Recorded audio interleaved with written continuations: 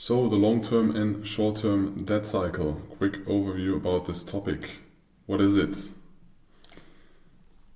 It's a repetitive pattern of borrowing and spending and repayment that has a big impact on economic growth in a region, in a single economy, or the asset prices in that economy. Why? There are two different types of cycles. There is a short-term debt cycle that most of the time lasts 5 to 10 years, characterized by frequent credit expansions and contractions. So interest rates rising and falling, and for that you have more credits or less credits, because of course you have more credits when the interest rate on that credit or the interest on that credit is lower. Then if you have high interest rates, then the likelihood of people taking a credit or also giving a credit is lower. You also have long-term debt cycles that last or spans between 50 to 75 years, and they build up over multiple short-term cycles and also have an impact on the economy, but kind of slower and are not that fast like the short-term debt cycles. The key difference is that the short-term debt cycles most of the times are managed by politics or central banks, or the politics of central banks, the monetary decisions of central banks, and the long-term cycles often require a deeper economic intervention. So when you have real big structural problems in a country, it is not as easy as just raising or reducing the interest rates and having an impact on the economic growth. If you have very structural problems in an economy because of the society, maybe because of war that has been there, or just the sector where your economy relied on, but the sector was now removed, or there's not as much need there, or another country took over the sector because it did better than you, or another country more, another economy, then you need to restructure more of this. So it's not that easy, but it's still possible. But most of the time there's then a change in government or a kind of revolution in the society or a big structural change. So the short-term debt cycle, as I said, typically 5 to 10 years, and there are different cycles or phases. So you have an expansion where low interest rates leads to increased borrowing. As I already said, when the interest rates are low, banks are more likely to create credits, and consumers or companies or businessmen are more likely to take loans and take credits because the risk or the cost of taking credit is way lower. So it's boosting spending, it's boosting transactions, it's boosting investments, and most of the times it is also boosting asset prices. Doesn't matter which assets, most of the assets in this case are rising, except government bonds or bonds in general. You can also have a contraction. So in a contraction, you have rising interest rates that slow down the borrowing and reduce the spending, and most of the time lowering the asset prices, because interest rates are higher, people are more likely to save, there is a more cautious behavior of businessmen, of consumers in that economy, so everything is kind of slowing down. The impact on the market is that you have phases where there is more boom, there is more economic growth, and you can anticipate them through buying stocks or through buying real estate, for example, or through buying commodities. There are a lot of ways to participate in this. And on the other way, that you can also participate on this with the short side or on the short side when there's a contraction and the interest rates are rising and the economical growth is rising or even slowing down or reducing, but this is kind of rare. So usually the business adapts to the central bank or interest rates of the central banks, because that has an impact on the likelihood of credits getting created. So either there's more money in the economy and there's a bigger likelihood of businessmen or customers taking risks and spending, or the other way around, where they are more defensive. So this is the short-term debt cycle. We have seen a lot of impact on this with central bank decisions in the past 2 to 3 years. With the beginning of COVID, before that we had a very long time where the interest rates have been kind of low. So there is also not just the short term, there's also the long term debt cycle, which is typically 50 to 75 years. And it also has different phases. There's a build-up phase where repeated short-term borrowing phases, so you have like the short-term cycles, but generally they go up and down because you have faster growth and a little bit slower growth. Maybe at some point you have a kind of not growth, your economy is shrinking, but you have like the small cycles. But in generally or in average they are going up, and this kind of builds the big cycle. So multiple of the small cycles have an impact or create the big cycles. So, but at some point or in general, governments or economies accumulate very high debt levels. You see this in the US, you see this in Europe, you see it in Greece, you see in most of the countries. I think all of the countries worldwide are in debt or in net debt. So money, they have credits and they spend money they do not really own at this point. So at some point, the flexibility of rising interest rates very high is not there anymore, because then the interest payments of the people that have very high debt, or governments that have high debt, or companies that have high debt, the impact is very big. So you see it, for example, in the housing market, where there are a lot of credits. When the interest rates rise, a lot of the companies in the housing markets have or get into trouble, and housing prices kind of decline because the investments go back. A lot of credits cannot be paid anymore, and so there are more houses sold. But to summarize it, there's a small credit cycle that impacts the big debt cycle. Then you also have deleveraging. So when you have a lot of debt, this slows down the economy, and at some point you cannot, or it is nearly impossible to lower the interest rates to a negative state. So this very often at some point then is requiring a structural economic change, like debt is just deleted, but you have multiple parties in this, so kind of unlikely, but sometimes happens. That is deleted, or you have different fiscal policy shifts or revolutions, change of governments, revolutions in a society, or general change of an economy. And as an example, the long-term cycles shape macroeconomic trends, affecting everything from asset classes, like they really affect all the asset classes. There is no asset class that is not affected by this, and traders must consider this for their strategic planning. An example in 2008. So in 2008, the long-term debt cycle ended because there was a very extensive debt that led to the financial crisis, or too much debt that was created, and people that got credits that were not valid for those credits, or that not fulfill very good criteria to get a credit.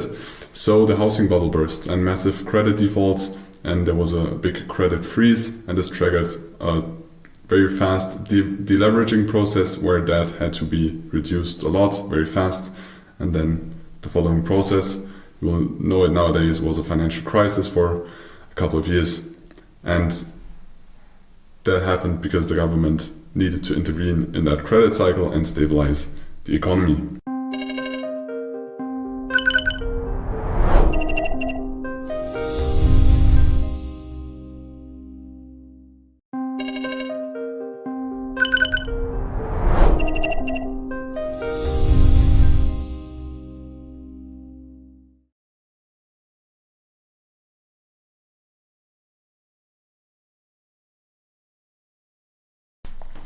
So, a brief history about money. I think it's interesting to know that there not always have been the digital money in the space we grew up, or not even fiat money. And I have prepared some slides for that, because I think it's good to know. So, money has taken many forms throughout history, because, well, it has not always been the way it is today, and it has been very, very different. So, in the beginning, there was not cash or fiat money as we know it today. Money has been or had a different form. The origin was the bartender system. So in the very basic version of money, there was people relying on trade. So they had a direct exchange of service or goods for a service, or the other way around. But this one was very limited, because if you had chickens and you produced some eggs and then you needed a haircut, very simplified example, then you needed somebody that has the skill of cutting your hair, but that also needs eggs in this moment, because otherwise you would not be able to pay him. So there needed to be a double coincidence of interests, otherwise the trade was very difficult. Furthermore, the eggs most likely you were not able to transport through the sea, because at some point they're gonna get bad, or the food gets bad, and then you cannot trade or sell it anymore for other services. So in the beginning, at a very small island, I think it's called Micronesia, just know the German word and try to translate it in the English language. It was a small island, and they had some beautiful stones in the middle of the island. And until 1931, so it's not that long ago, just close to 100 years, you had the possibility to own a stone like this. And the stones have been very big, and they have been limited. And it was not very easy to create a stone or add a stone like this. And when you wanted to buy something, for example a house or whatever, or a part of the land on the island, all the island was grouping and coming together, and then there was a public announcement that the stone or a part of the stone changed the owner. So everybody knew that the owner changed, and that was the part of the payment. So you had a stone and you could buy more, because everybody wanted the part of the stone, because it was kind of a store of value, and it was difficult to steal a stone. So that was one very early version of money. After that, there have been shells that were rarely or hard to find, kind of like coins, but were different shells in different areas of the world. It was like a very primitive kind of money, mainly in Africa and Asia. There was a long time where people just used rare shells to pay. After that, there was the creation of coins, especially in the Roman Empire. But there was a big difference between the Roman Empire, the East Roman Empire and the West Roman Empire. So both of them had a lot of wars, and wars are very expensive, so people needed to finance those wars. And the West Roman Empire continued fighting way longer than the East Roman Empire. And those wars needed to be financed, but it was at some point you cannot raise the taxes anymore, because your population is poor as well, or is not willing to pay those taxes anymore. So there is the possibility of inflation. So if you have coins out of gold, and then for example you take copper and mix it into the coins, the value of the coin itself reduces, and you can produce more coins, because you don't need more gold for more coins. You can also use copper, which is more commonly spread in the earth and more easy to gain. So you have kind of inflation, or one of the early cases or examples of inflation. So the West Roman Empire continues way longer fighting. They have a bigger inflation. As in most countries where there is a high inflation, the gap between the poor and the rich raises. You have more instability in the society, and the West Roman Empire dies before the Eastern does, because the Eastern stopped at some point and was not that aggressive with inflation than the West one. And you can go through history, and this happens a lot of times where this happens. Ray Dalio wrote a book where he explains this very good and in awesome detail. So this is just a very quick and brief explanation. By the way, in between the shells and a monetary system like with gold coins, there has been a money system of marbles, so small marbles. They have been difficult to create in Africa, but not difficult to create in Europe. So the Europeans created them and went to Africa, and the people in Africa wanted those marbles because they could play some games with them, and they were just fascinated by the marbles. So the Europeans created the inflation because it was for them cheap to create, but they were able to buy a lot of this with the marbles they created in Africa, and Africans had an inflation. So the prices for Europeans over there had been very cheap. But this happens very often. So what was the second state of money. It was commodity money. So the rise of precious metal, either precious metal itself or in the form of coins, because the coin itself had a value because you could trade it, but also the material of the coin had a value. So, and the coin and precious metals don't get bad and you can use them anytime, not like an egg. When an egg lays around for 1 year, most likely you're not able to eat it anymore. So, but at some point then the fiat money was created, and things like the hyperinflation in Germany in 1923 happened. A lot of times hyperinflation happens when there is instability, political and unstable society, or a country needs to finance war and they need money, and then they print money and not the same exact value in the economy is created, and then you have more money with less goods and services, and then you have kind of inflation, but that topic is way more complex. But you have things like hyperinflation in Germany during 1923, and the same happens in the First and the Second World War, and in most of the wars worldwide you have a rising inflation. A solution after this, the US thought, now we are very smart, we will create paper money, but not only paper money, we will back it by gold. So paper money was like the new standard, because governments created paper money and it was way more convenient to walk around with paper money than with golden coins, because they are less heavy, you could divide them into smaller parts, but you needed to trust your government. But then the US stepped into the game and thought, like, we are very smart now, every dollar or US dollar you have, you can trade for the same amount of gold. Like, there was a value, what is the value of gold, and every dollar you could change for gold. And for every dollar there is produced, there will be the same value of gold stored somewhere in the US or in the banking system of the US. This was the promise. So a lot of countries thought, oh, it's way more easy if we store paper money, because when people want to trade, you need to agree on one asset or one currency that you trade. So people accepted the US dollar. For the American state, it was very convenient, because a lot of people, it was more easy for the US to trade with different countries. The countries were happy because for them it was more easy to trade with the US or also other countries, and they knew at any time they can use their US dollars and trade them back to gold. Until 1971, where there was another big war, the US stepped in and they needed to finance that, and wars are always expensive, like I already said. And then the French started to mistrust the American people or the American government and said, okay, now we want to change all the US dollars we have back into gold. This took a very long time, and it happened. They went to the US with a lot of ships and traded their US dollars to gold. And after that, Nixon, which was the president at this time, decided now this gold standard is cancelled. So they made a promise, and then they said, and now this promise is not there anymore. But still, a lot of countries use the US dollars. But this is a brief history of money, and this is the state we are now in. After that, maybe another big development is like economic regions that move together with one currency, like the European Union.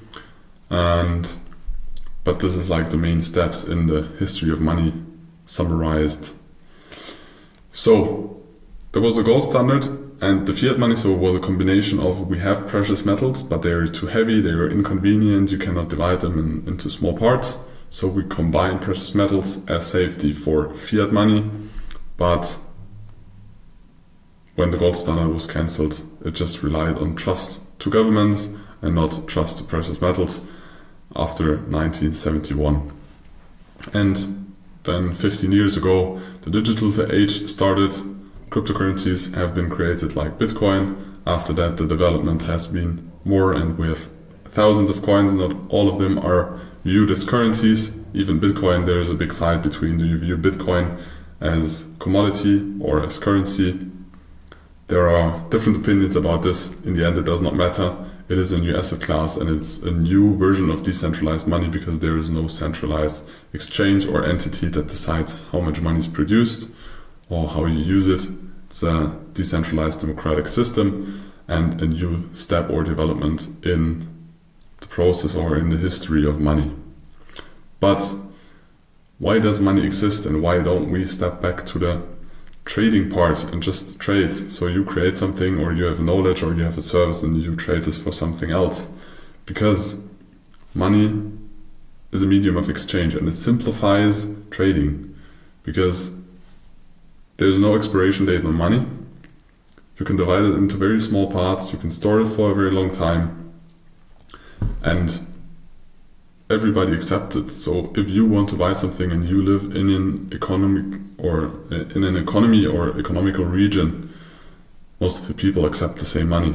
Of course, there are still parts in the world where this is not the case, but when you live in a region where you have a kind of stable government, kind of stable society, everybody accepts the same currency or even different currencies. So in Europe, even a lot of people accept US dollars, for example, or Swiss franc. So it is a medium of exchange which makes it way more easy for transactions. It is a store of value because it has no expiration date. It's a unit of account, so it's different to value how much is a haircut worth measured in eggs. But maybe one day you don't have eggs, you have chicken breast because your chickens died and now you have meat. So you always need to re-evaluate what's the value of a different commodity or service compared to the things you want to buy or the things you want to trade. And this can be very stressful and this is very inefficient. So when you have a unit of account, you have currency and you have a need for that. And money or a currency or a medium of exchange gives you the option to lend it, invest it, and kind of have an influence on the economy, like how much money you inject. If there's more money, there's more spending, there's more investing, so there's more likely that there's going to be growth or more transaction in the economy, which most of the times lead to growth.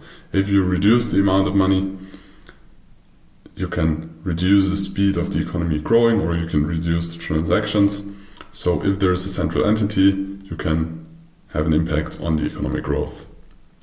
Furthermore, it's social trust. So money nowadays, except Bitcoin or other cryptocurrencies, are regulated by a government. So they're backed by a government or by a central bank, which is very close connected to a government or multiple governments. So with this trust, you don't need to trust the other person, you need to trust your government and the government providing the infrastructure for the medium of exchange or the money. So it also connects people, it connects economical regions or different economies.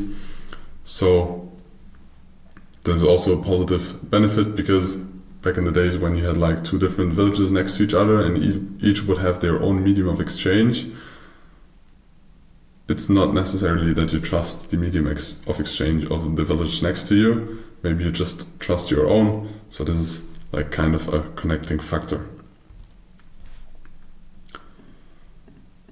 So let us continue with the next one, with the long-term and the short-term debt cycle.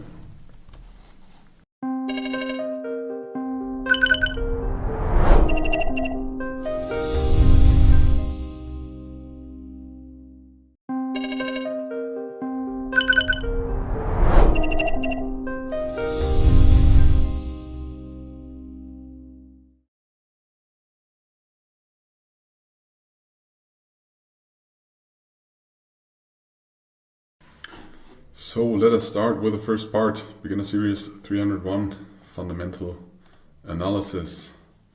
What is it? So, as we already have explained, the analysis of internal and external factors that influence the market's perceived future value of an asset. So that's called fundamental analysis. So either you analyze the company or the asset itself, or the factors around it that influence it. But it does not really have to do with historic price or volume, it's just the fundamental data, the sales, the inventories, the production, the politics, the society, all of this stuff, the central bank policy. This is called fundamental analysis. It can be done in a lot of different ways. It can be either through analyzing macroeconomic data, fundamental key figures of companies, so what are the most important numbers of company depending on if they produce stuff and sell stuff, or if they are in the service business and they don't have physical goods, for example. International conflicts and wars, weather or natural disasters, very important for resources or general growth, for example, for grains or orange juice. The overall market sentiment or political elections, like we have right now. I think tomorrow there are the elections in the US. They have a very big impact on the markets, and everybody is watching them and most market participants are making financial decisions based on the outcome of that political election. So those are the main or biggest parts you can analyze in fundamentals. We will introduce you to the basics of the numbers. We will explain them very shortly and give you an understanding what information is out there, and that you have a basic information how the information is created and how you can implement it in your analysis. But in the trading styles we teach you, the fundamentals have an impact and can have an impact, but the impact is very low. But still, it's important to know, because you're going to prepare for your trades, and even in intraday trading you need to prepare for the events, and you should have a basic understanding of that. So what are macroeconomics? Macroeconomics is about studying or analyzing economic data regarding one or more countries. Could also be an economic region like the European Union. The main categories of data you need to keep in consideration to diagnose an economy health, or the health of an economy. There's not just one data point and then the economy is healthy. You have several, and it's always a combination of all of them. But one of the most important ones is gross domestic product, although this data is kind of delayed. It's not anticipating future development, it's delayed. It shows you what happens in the past, but it's still a very important number. Then you have inflation, you have the labor market, you have business and consumer sentiment, because those are the participants in the market, and you have monetary policies by politics or central banks. Now we will dive, because money plays a very crucial role, into the next chapter, a brief history about money.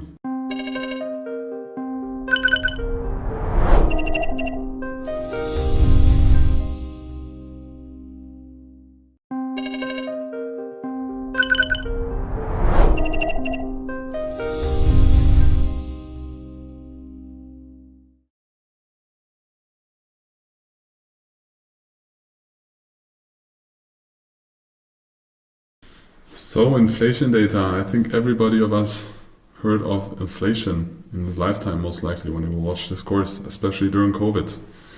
Inflation, what's the definition of inflation? It is the rise of overall prices of goods and services. The counterpart to that is deflation, so the decline of prices, but this rarely happens. This happens in some areas of the economy, but in most areas there's inflation, because economists agree that inflation is better for the economy, because when there's inflation, people that are in debt, that the value of that debt is shrinking. Most governments have debt, so it is good for them if the value of that debt is shrinking, so that they need less purchasing power in the future to pay back that debt. But inflation does not mean that everything is getting more expensive. It can also mean that the things you get for your money decline. For example, if you have less chewing gums in one box of chewing gums, but the price stays the same. This is also inflation. Deflation rarely happens, and most economies in the world, except hardcore Bitcoiners, but I would not describe them as economists, agree that inflation is good, and they try to have inflation between 2 and 4% for several reasons. This is not a fundamental course, but this is the way it works in most of the economies worldwide, either east or west or north or south. The way it is in some economies, of course, the inflation is getting out of control. This is very unhealthy for the economy, but most economies run very good with an average inflation of 2 to 4%. Also very difficult to measure. We will dive into that in this chapter a little bit. Because there are many types of inflation data that you can calculate, and most of the time, or in most economies, they're published every month. There are different ways to measure it. First, there's the CPI. I think it's one of the most famous ones. It's the Consumer Price Index. There is a basket of products. Can be also part product, for example, 10% of a MacBook or another product. But it's a basket of product, and every month you measure how much money do I need to pay to buy this product at this month or at this time. Very easy. Sometimes this basket is adapted, but it is very rarely adapted because it would influence the measurement if you change the products in the basket. Sometimes it happens, but it happens rarely. There is the Producer Price Index, which is companies that produce or attracts the prices for producers that produce products or services in an economy, which most of the times when they get more expensive, so when it gets more expensive to produce, either because labor is rising or resources are rising, then in the following process the companies or producers will forward this increase in price of production to the consumers. So it is kind of a leading indicator for consumer prices or the CPI. And the third option there is the PCE, so it's the personal consumption expenditures. Different calculation like the CPI, because it tracks more a flexible basket. Because if something gets more expensive, for example, while oil was getting more expensive, or if oil or gas during the start of the Russian war is getting more expensive, people they buy less gas because it is more expensive. They search for alternatives that are maybe cheaper, or reduce the general need of gas, because we humans and also companies adapt to price fluctuations. So different calculation like the CPI, but there's also the PCE. The basket is more adapted, so it tracks more what consumers are really spending or buying, or how their habits are. This, for example, is the Consumer Price Index. As you can see, it's a constant growth because we always have inflation, or the goal of central banks and politics is to have inflation, so most things get more expensive over the time. You can see in this chart. This is how much percentage growth there is in a year. So Y on Y does mean year on year. You can also view this on month on month, but if you have a more long-term view, you view it that way.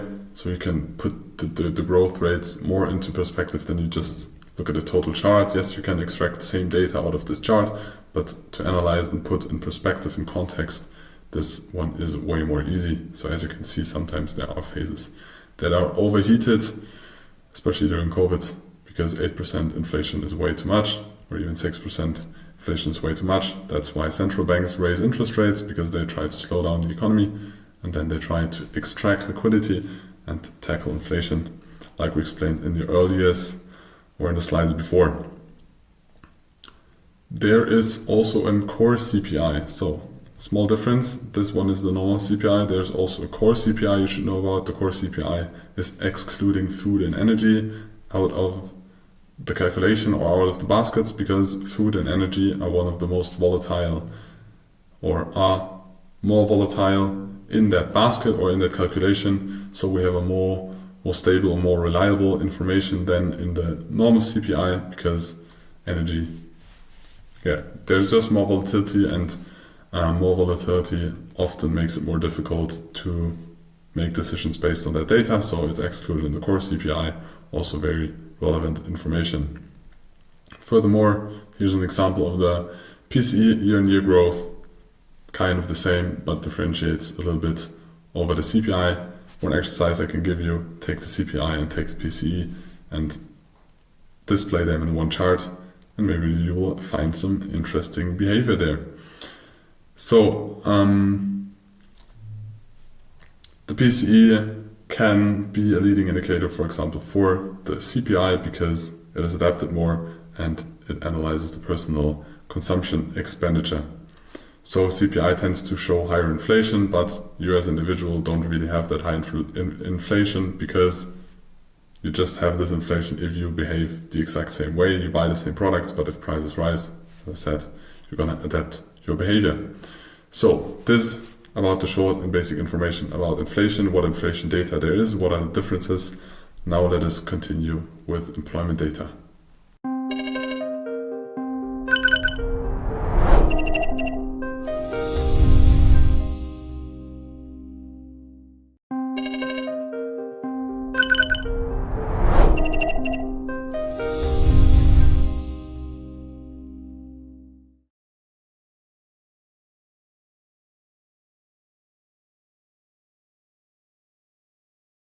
Let us continue with economic growth data, beginner series 305.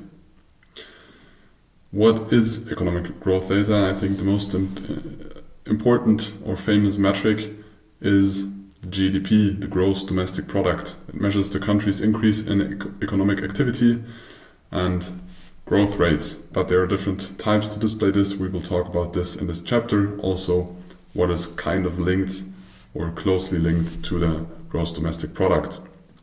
What are the key indicators to calculate this or to get a clue about it? Is the GDP growth rate. So it is the measuring of an economic expansion or contraction. So an economy can grow or it can shrink, and the GDP growth rate tells you how much it is growing or shrinking or just staying at the same. You have inflation, which reflects the price stability. So there, most of the time, is a currency or thing that the economy agreed on as an exchange. Nowadays, most of the times, it's a currency of a country or economic region, like the European region. So, how high is the inflation in that region? So you take the currency most of the time, or the measurement, it can be anything, and then you check how high is the purchasing power of that one. If you create one basket or different baskets that consumer can buy in that economy. Central banks try to influence that inflation data. Most economies or economists agree on that 2% inflation is very good for the economy or the people and the companies living in that economy. If that's really good or not, the Bitcoiners are against this. But most of them are models, and most of those models are the base or the fundamentals of why people decide that way. And in most economies it works that way, that they have an inflation goal, and this inflation goal is most of the times near 2%, sometimes 3%, sometimes 4%. But the central bank tries to influence that through their decisions about the interest rates or general liquidity injecting, quantitative easing or quantitative tightening. There are employment rates. High employment is generally good for an economy, because when all the people in the economy that have the availability to work have a job, most of the likely that the economy is very healthy. So low employment rates most of the time correlate with a strong economy. Strong economies have appreciating assets and a strong currency, because most of the time society is stable, politics is stable, financial or fiscal policy is stable as well. So investors from other countries, neighbor countries, or even in that country are willing to buy the assets in that country or the currency of that country itself. There is business sentiment, which measures the optimism or pessimism of businesses. So this is also in influencing investments. So how people plan, or people or companies plan ahead. So when they want to expand, they need to hire people before they expand, because otherwise they will have a work overload. Or if they want to create a new product and do some innovation, they also need to hire and spend and have a more riskier behavior of planning than not. So there is the business sentiment, which also has a big influence of the gross domestic product. And we have the consumer spending, which is the consumer in the economy itself. So most of the time the consumer is working, so it's part of the employment rate, but he earns money and he needs money or spends money to live. So it's also important to analyze or get information about how is the consumer thinking about its own economy, about the own politics, about his own financial situation, and is he willing to spend the money, or is he feeling unsafe and trying to save this money? Because if the economy wants to grow and everybody's just saving and not consuming, it's unlikely that the economy is going to grow. And we have the industrial production. This indicates the output, how much things are produced. Most of the times it's connected with the industrial sector. The less developed the country is, the more part of the economy most of the time is in the industrial sector. The more developed the country gets, the more or the bigger the service sector most of the times is getting. This is an example. It is an indicator, a combined indicator of the conference board. There are several of those outside, but you can see always it is about graphs. Most of the time the gray background is when a recession happened. So in the early or in 2001, then of course financial crisis 2008, and we had a small recession in the beginning of COVID. But I think there also was an adaptation in the definition of what a recession really is. We'll dive into that, I think, on the next slide. But there are different indicators. You need to see what's working for you, all because it depends on where you live, what assets you trade, what time you trade, what time frame you trade, and yeah, most important, what assets do you decide to trade in the long term. But all of those things have an impact on your asset, and you should know about them. You don't need to study them, you don't need to understand them 100%, but you need to know that they are there, and you need to think about if it has a big influence on your trading decisions or the assets you trade. Let us continue with the next. What's the relevance for you as a trader? Economic growth data influences market sentiment. Always. It influences how companies behave, how consumers behave, how are the politics, and how much liquidity there is in the market. So growth data often leads to bullish markets, so bullish stocks or indices or stocks or assets in general, also real estate in that country, while weak data indicates downturns, which is more risk aversion for investors and should be also more risk aversion for you as a trader. GDP and other growth data impacts central banks. They don't gamble every morning, say, oh, now we raise interest rates and now we reduce them or lower them. They also look at the data, and based on that data they make their decisions. So important to know, because market liquidity is a very important thing if you go into swing trading or long-term trading. In general, the liquidity is also for day trading relevant, because when you look at markets like the FDAX, you see different phases of liquidity. How liquid are those markets? And you want liquid markets because that means less cost for you, the market's more efficient. You can trade more size without being recognized as a market player. So you need to know it, you need to understand it. That's why we implement it here in the Basics Beginner Series. There is an example of expectations of the IMF, International Monetary Fund, about growth of different economic regions in the world. You see past growth and future growth, so kind of positive or very positive. And you should analyze this and maybe search for, when you trade currencies, for a strong economy versus a weak economy, and try to make analysis out of this. Or search for stock trading long term, maybe just on the long side, if there are strong fundamentals in an economy or in your economy where you want to trade the stocks. So you need to know about this.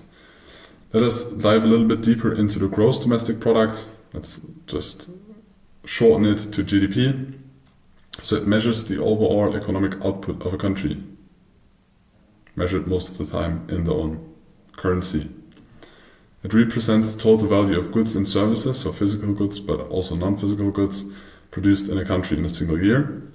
And there is the so-called GDP per capita, because there are different numbers or different amounts of people living in a country or economic region, and therefore you need to adapt it, because the interesting information is how much value is created by one individual in that economy, and not how much is that economy creating in general. Of course, a country like China, with more than 1 billion people in the country, most likely will produce or create more value measured than Germany, where only 80 to 90 million people are living, because they just have more people. It has to be that way, but most of the time it is that way. So there is an example of, I think it was the US, but it doesn't matter. You can see those numbers on several websites. For example, I think this one's from Trading Economics. I took it for all different economies.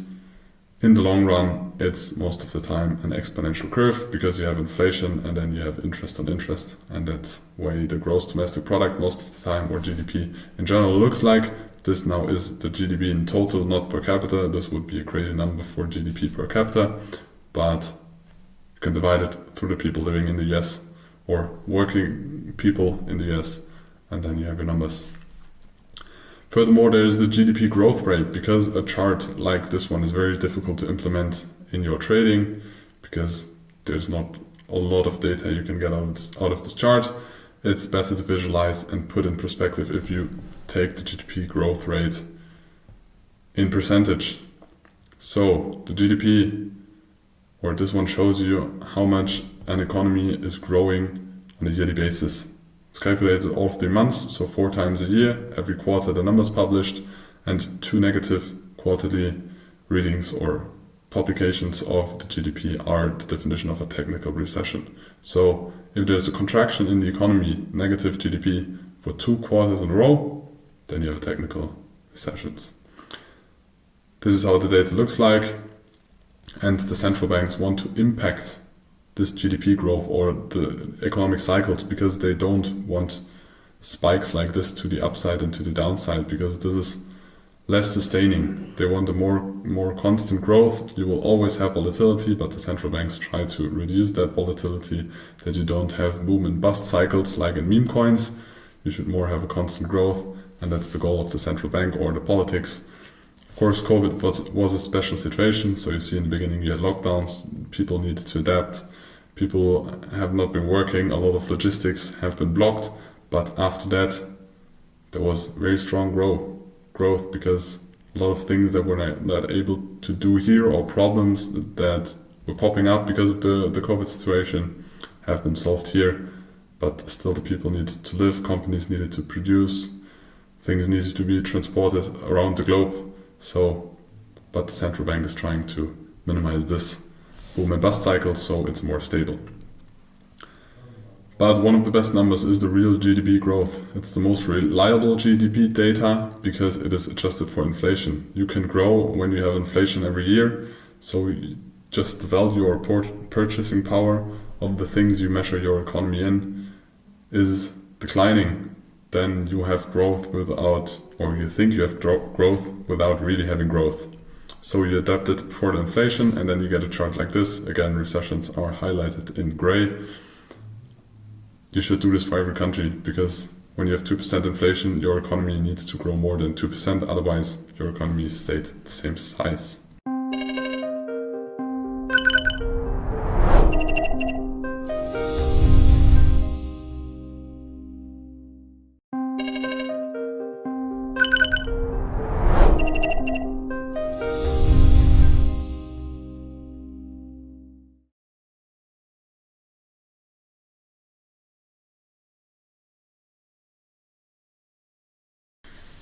So we continue with beginner series 304, the role of central banks. Very essential part in trading, very essential part in economics in general. What is the role of central banks? First, they have some primary functions that are the monetary policy. So they decide about the interest rate, how high it is, what is the interest you get in general, and this is the basis for either the interest you or banks get on money that is in your account, or kind of the base how much you need to pay to get a loan. But the loan often is even higher because there are some parties or companies or banks in between the central bank and you as an individual. The same is for interest. Most of the time the interest you get is lower. They try to have an influence on the economy, or on the economy that it is growing stable, because otherwise there is the likelihood of an economy acting like a meme coin, so it goes boom and bust, and the central bank tries to impact that so it's less volatile. So it tries to control the inflation, because most economists worldwide think that an inflation of around about 2% is healthy for our economy, so they try to control the inflation. How high is the inflation? This depends on how much money is in the system or how much services and goods are created or how much is the economy growing. And they try to influence this, so the inflation is in a range of 1 to most likely 4%.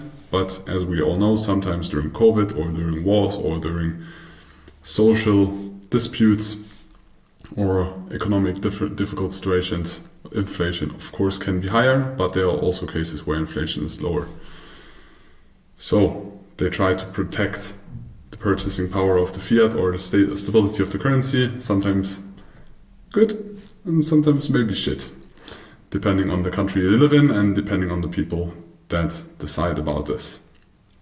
They also have employment goals, so they balance or try to balance. Of course, they want to reduce the jobless people, but in some scenarios, for example, we'll dive deeper into that in the following slides. When you have inflation and you want to tackle this inflation and want inflation to be reduced, you need some kind of rise in employment. I will explain you later why, but they also try to implement or handle the employment rate in economies. Key tools for that are just interest rates. So you see how high is the interest rate of different central banks. So this has an influence on borrowing, spending, and investment. They are buying or selling government bonds. So central banks can decide to buy government bonds. When they buy government bonds, a government has more money to spend for infrastructure or in general to stimulate the economy. So this can have positive or a negative impact, for example, if they sell government bonds. So they control the liquidity or how much liquidity there is in an economy. And they regulate how much banks need to have as a backup. So also this all has an impact on how much money is in the market, which is a very important key figure to know and to analyze or implement into your analysis.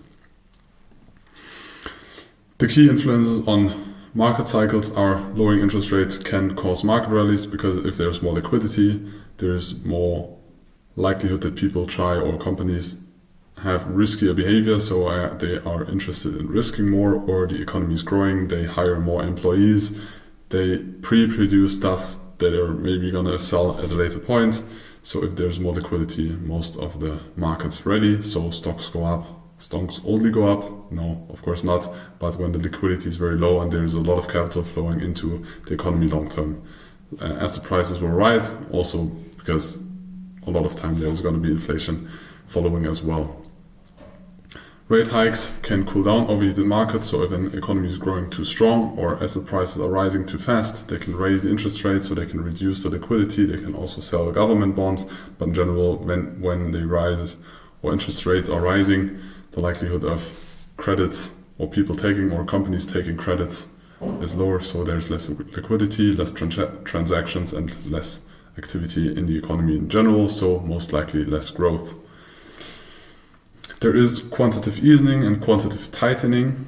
So quantitative easing is that central banks buy assets to inject liquidity. So they buy asset itself, or for example, they buy government bonds. Through that, the government has more money to spend, and with that money, they can stimulate the economy. So this encourages risk-taking of companies, of individuals, of governments, of most of the participants in an economy. The other part or counterpart to that is quantitative tightening. That is that the central banks reduce their holdings or reduce government bonds, sell government bonds, or in general drain liquidity from the market, so liquidity gets less in the economy or in the market. That tightens the credit conditions, so the people or companies get more risk averse, so they cool down the growth of an economy so it gets stable and we don't have those boom and bust cycles.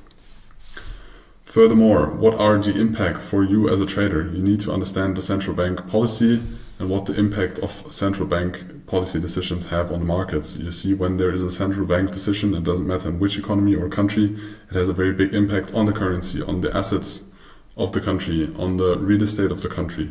It has on the bonds of the country. It doesn't matter if corporate bonds or government bonds. It has a very big influence, and you need to check this for the assets you trade and how they react to those signals. And it's not as easy as central banks rise interest rates and then you sell something, or the other way around. It is always more complex and you need to put things in perspective. But we will dive deeper into that later, and this course is not about deep dive into fundamentals, but you should know about those basics.